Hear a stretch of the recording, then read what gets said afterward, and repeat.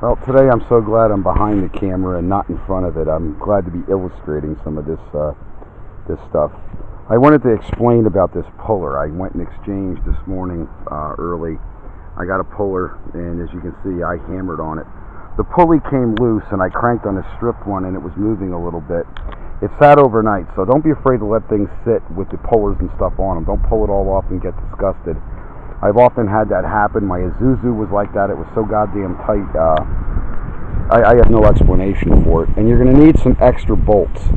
I walked it out. This type of puller, this power-built 33-piece, it has this rod that inserts, and it has another one.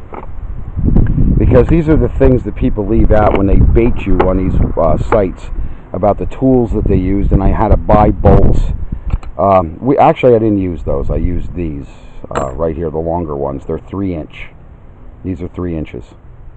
So I used those into the harmonic balancer, and eventually it gave.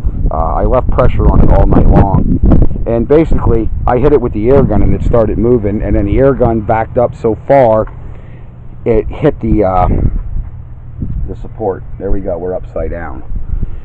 So we're going to slam the top cam gear there, and we're going to take that top cam gear out there, wash the timing chain out. We had some dirt fall down in there. We're going to get it out. The Achilles of this all is they always leave some important detail out of these videos, and people literally throw fits, and I don't blame them, because you're basically looking at a video and they're baiting you to see how smart you are, how dumb you are. I don't do that in my videos. As you can tell, I have a very facetious voice and personality to begin with. A lot of people mistake it for being a wise ass. I've had this personality. I had conflicts on the aircraft carrier, in business, everywhere I've gone. I do have that type of conflict, and it's not a conflict personality, it's being facetious. There's always the unknown, and you do have to loosen every bolt in the oil pan. I had to cut the oil cooler lines off, is the other thing in this how to fix my Silverado video. There's most of the oil pan bolts. I label them, I put everything in baggies. This isn't in baggies yet, and I label some of the bolts. And that's what takes the time for a job like this, because it's a hell of a thing to start putting something back together and all the damn bolts are gone. Most of the stuff you can get in the salvage yard, but there's some stuff like a harmonic balancer bolt and all that, and the timing chain cover bolts. You're not going to find that unless you really bust your ass in the salvage yard. And just being a little more organized, taking a little more time out of your life, which it does. This is really time-consuming and grueling to overhaul an engine like this, especially one that they replaced the motor, as I understood. That motor only has about 12,000. It was in a smashed, I believe it was a 96 or a 97 that motor was in. And then the retards used the heads, the old worn-out heads, or whatever. The truck's had a history of having motors, is what I'm trying to say, is because somebody doesn't know how to do it right. The oil cooler lines, we didn't waste trying to get a wrench up in there and trying to power everything out. I just cut them off, and then I backed the fittings out with some special tools, which I don't feel like going over. It was however you can get them out. One of those little claw things that goes on the on your ratchet on the end of it. You can get it's 1 inch that takes those lines off. But they are decrepit. They were leaking severely. They're garbage. So on the how to fix my Silverado and doing your backyard engine overhaul, the overall look is you can do it, but it takes a couple days. You're not going to do this in a weekend. This is not a weekend project. This is a couple weeks, and we got cold weather closing in, and I want to get that block cleaned up and get it all scuffed down. Still got the old gasket residue here, but that's the stuff you do last. Once you have it opened up, I'll tape paper and stuff over this and clean it up. We're going to spray it down. I also spray, and I wanted to make an important point about this stuff in carb cleaner. I'll spray it down in the front here and hope it washes any bullshit that's in the bottom of the pan or any residuals that were bouncing around inside the block out of it. That's another old motorhead trick. You know, especially when you have a block, when there's no ridge whatsoever to speak of, you don't feel anything. The bore's like brand new. It's got a little bit of scoring, but that's not going to hurt it. Not these engines. These engines, like I said, they're like the bottom end of a Abrams tank. The compression in all the cylinders, we rolled it over with the gun, and I put a lid over them, and if it blows the lid off in a certain aspect, I know how much. You guys are going to have a couple years at this to even understand what I'm talking about.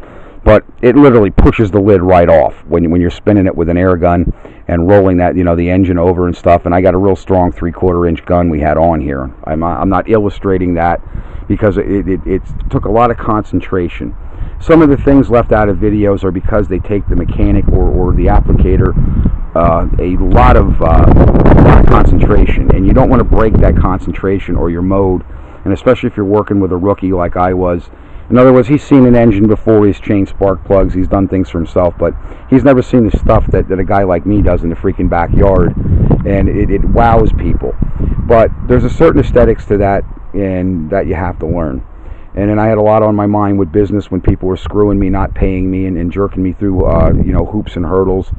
There is no such thing as a free roof. You don't give the guy enough money for the material and then not pony up the rest. It's not that day and age. You don't leave the shop without your car either, and you don't get your roof without paying for it in full.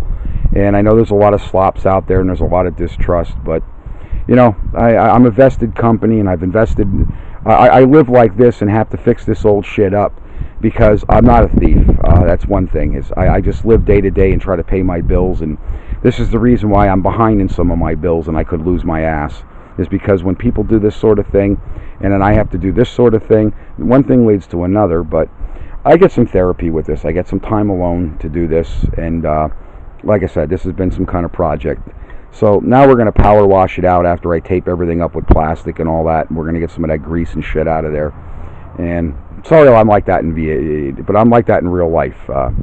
This truck, like I said, it really should have been in the boneyard, but I got a passion for these Chevys, and this one's not cancered out. I mean, the new ones, they just rot right off the framework. This thing, it's I don't know, it looks like it's been a battle wagon for how many years and won how many wars. Well, it's going to live again, just like me. I'm going to be one of them old battle wagons too. I fought 1,000 wars, and I'm going to fight 1,000 more. I don't care who you are or what you are. And especially people that screw me like that in business. So I got business. I got to go down to the magistrate's office and file and try to recoup my losses. And hopefully people learn how veterans live and the things that we have to go through and live through and do. And these are it. Here's another asinine Chevy thing, is running these the power steering lines through the bumper, so when you get in an accident you have no steering after that. You know what, Chevy, you could have put them up maybe in a radiator or somewhere else up where they could still get cool, or up in the tower up there, or the fender. I call this the fender tower, this portion. It's probably not the swiftest, but we're going to eliminate a lot of stuff. We're going to try to eliminate the EGR and get a hot program computer for it. That's my last things, but that's probably next year. If I just get it running for this year and that satisfies me. I got to test the fan. I doubt this fan even works anymore. It could, but those are the things that you go through when you're working with an old piece of shit. I told you, it takes a lot of fortitude. You just got to put your best foot forward and just keep turning bolts, and eventually it comes apart. And you got to take that patience, as I said. When you take something apart, put all those bolts. Okay, it's okay to lose one or two. Maybe you can get them at a hardware store, but losing some of the bolts that are idyllic to the motor. Okay, you see how much stuff is in there. If you want to go chasing every bolt, I just got this together and I lost the bolt for that, you're going to be jerked back and forth. That's why people get disgusted. And most of it's lack of organizational skills.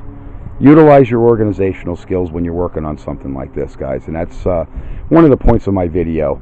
You're going to see it. We're going to replace the sensors and some different things. They're already inside in the boxes and stuff, but I really want to clean that thing down. It's totally disgusting and deploring to work on something like that. So thanks for listening to my video again, and y'all have a good night. Wish everybody well, and I'm sorry about all that stuff out in Las Vegas. That's really some sorry stuff, but somebody's behind all this stuff happening. This is how socialism begins. They conquer you by dividing you. They divide your opinion. No, we're no longer Americans. We're just people with an opinion. That's how socialism works.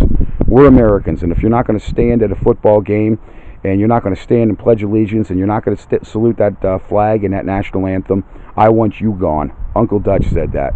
United States Marine Corps, Department of Defense, United States Navy.